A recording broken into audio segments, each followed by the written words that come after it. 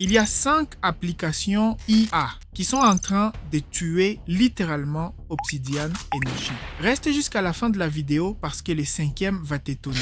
Si tu utilises encore Notion ou Obsidian en 2026, tu es peut-être déjà en retard. Pas parce que ce sont de mauvais outils, mais parce qu'ils reposent sur une idée qui n'a plus vraiment de sens aujourd'hui. Et l'idée est que c'est à toi d'organiser toute l'information. Mais aujourd'hui, l'IA peut faire ce travail beaucoup mieux que nous.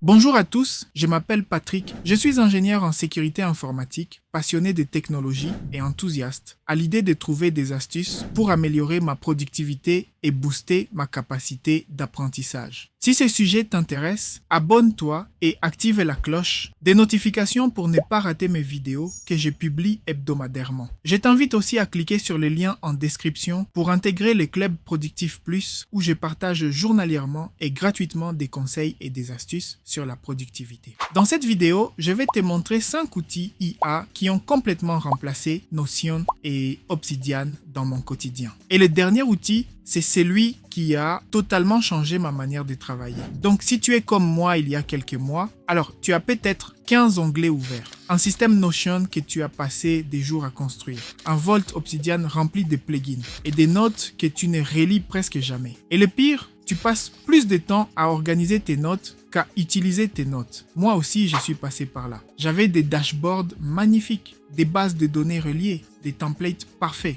Mais un jour, j'ai réalisé un truc. J'ai passé plus de temps à gérer mon système qu'à penser réellement. Et c'est là que j'ai compris quelque chose. Le problème n'est pas Notion. Le problème n'est pas Obsidian. Ces outils sont techniquement excellents. Le problème, c'est le modèle. On nous a dit construis un second cerveau, capture tout, organise tout, tag tout, relie tout.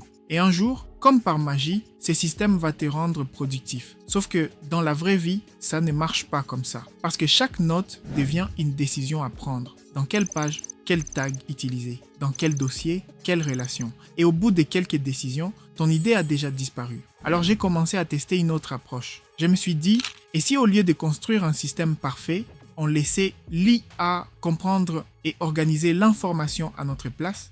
C'est exactement ce que font les 5 outils que je vais te montrer. Et le premier outil a complètement changé ma manière de travailler. Premier outil, Notebook LM de Google. Et attention, ce n'est pas juste une app de notes, c'est un vrai moteur de réflexion. Tu balances tout dedans, PDF, articles, vidéos, YouTube, notes, compte rendu des réunions, documents. Et au lieu de simplement stocker l'information, l'IA comprend le contenu. Mais le truc le plus impressionnant, c'est que tu peux poser n'importe quelle question à tes notes. Par exemple, quels sont les points de blocage identifiés lors des dernières réunions? Et l'IA te répond avec les sources, avec le contexte. C'est la première fois que j'ai eu l'impression que mes notes réfléchissaient avec moi. Mais l'outil suivant est encore plus intéressant, surtout pour ceux qui travaillent en équipe. Deuxième outil, iNote AI. Ce qui rend iNote AI unique, c'est sa capacité à raisonner à travers plusieurs documents.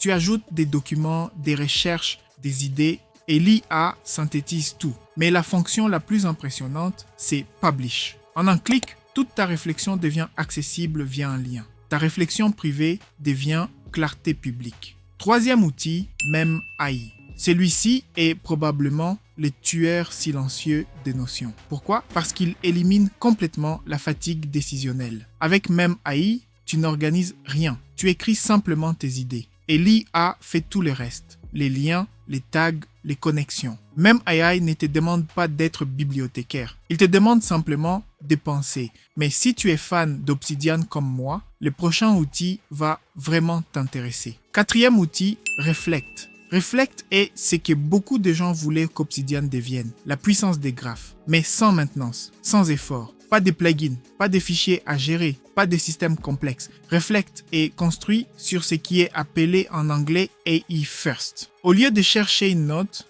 tu demandes simplement ce dont tu as besoin.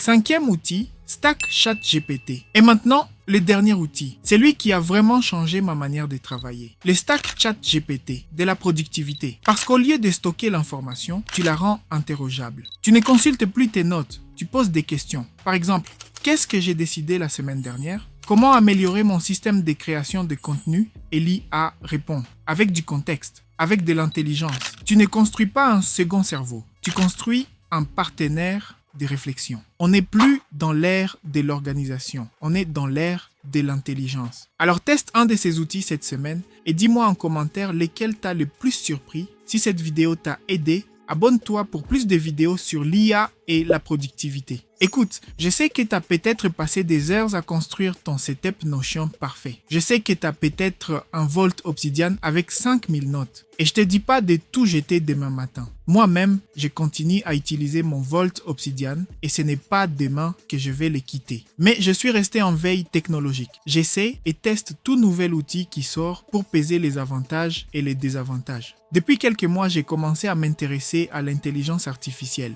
Et j'en ai fait des vidéos et continuerai d'en faire. Mais je te dis de tester un de ces outils cette semaine. Juste un. Et de voir la différence. Parce que le jeu a changé. On n'est plus dans l'ère de l'organisation. On est dans l'ère de l'intelligence. Mais si tu es de ceux qui chérissent leur vie privée et qui n'ont pas envie de balancer leurs notes sur Internet, alors clique sur cette vidéo qui t'explique comment avoir une intelligence artificielle localement sur ton PC et comment connecter cette IA dans Obsidian. Si cette vidéo t'a été utile, lâche un pouce bleu, ça aide énormément la chaîne. Et abonne-toi si ce n'est pas déjà fait parce que je sors chaque vendredi des vidéos comme celle-ci pour t'aider à bosser plus intelligemment avec l'IA. On se retrouve dans la prochaine.